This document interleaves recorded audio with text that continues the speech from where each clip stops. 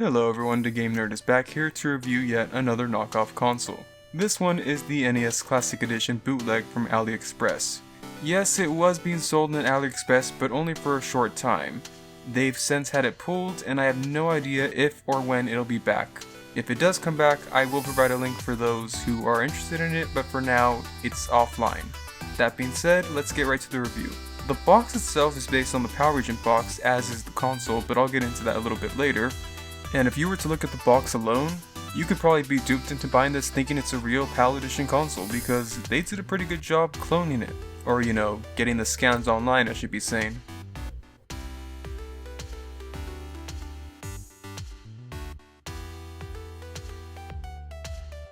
Now it's on to the manual.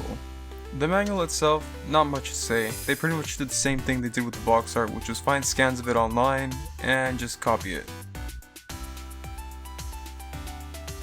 Original Nintendo seal of quality? Yeah, right. Now on to the console itself. The only difference that I could personally see is maybe the controller ports and then where it says Nintendo Entertainment System. The font that they used there is bolder than on the original console. Other than that, it looks pretty similar. I can't see any other differences myself at least, maybe the screw. Now the controller, I was told that it looks different than the original, but to me, the controller looks the same and, in my honest opinion, it feels great. It feels exactly the same, like they actually did a very good job making this controller. Right down to the fonts they use, to the back, to the buttons, everything. Everything about it feels great.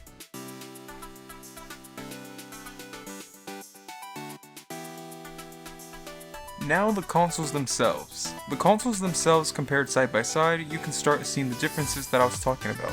The font for the Nintendo Entertainment System does look bolder and it's slightly off center on the knockoff. And the controller ports, again, just look a little bit different. That being said, the back sides look the same, except for maybe the DCN. Now let's get into what the console looks and sounds like when it's turned on. But before that, here's the PCB board for those who are interested in seeing it.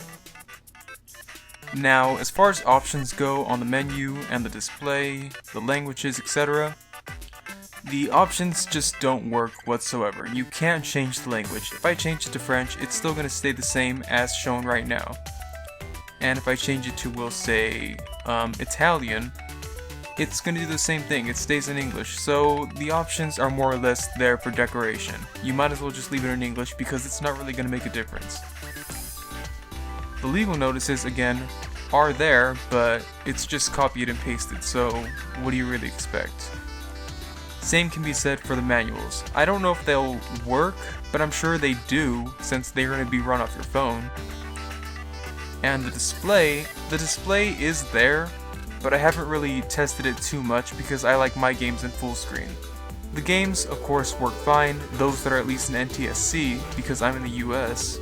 This console does contain both PAL and NTSC ROMs, which I find very strange, mainly because why not just stick to one set of ROMs? Thankfully, most of the games on here are NTSC ROMs, but the ones that I found to be PAL Region ROMs are Mega Man 2 and the Super Mario Bros. Trilogy. Just take a listen to Mega Man 2.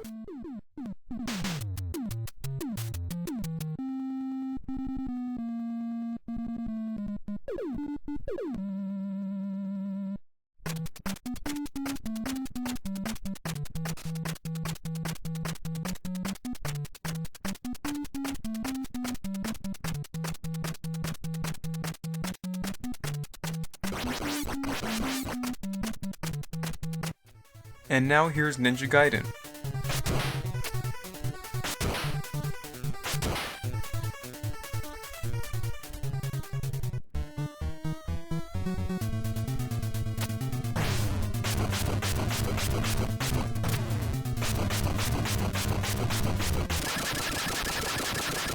And back to PAL mode with Super Mario Bros. 2.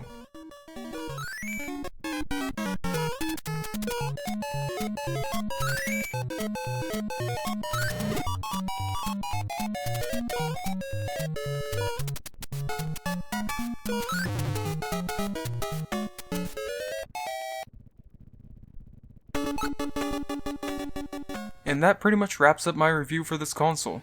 In all honesty, I'd give this console a 3 out of 5. Mainly because it has its problems, but the controller honestly, like I said, feels great. Most of the ROMs are NTSC, which is a plus side for those of us living in the US. And, as I mentioned before, it's a bootleg, it's a counterfeit, it's to be expected that it has problems. So, if you didn't get to get an NES Classic when it came out, maybe try giving this one a shot. Or you can always build a RetroPie. Nothing wrong with that. The last thing that I want to mention is that when the music starts to loop, it starts to lag. And when it starts to lag, it becomes very difficult to click a game. Alongside that, another negative thing I could say, and this is only a downside to some, is that you cannot add your own games. Hack-Chi does not work on this because of the different board that it uses.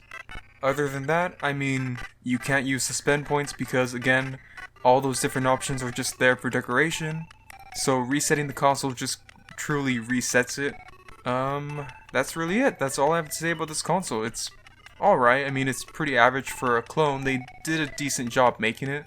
So again, 3 out of 5. Up to you guys if you want to get it. If it ever comes back, I'll of course provide a link. But that's what the console is right now. That's the progress they've made so far. If they ever do an update in the future, I'll be sure to get it and I'll review that one. This has been The Game Nerd. I'll see you guys later. Thank you. Bye bye.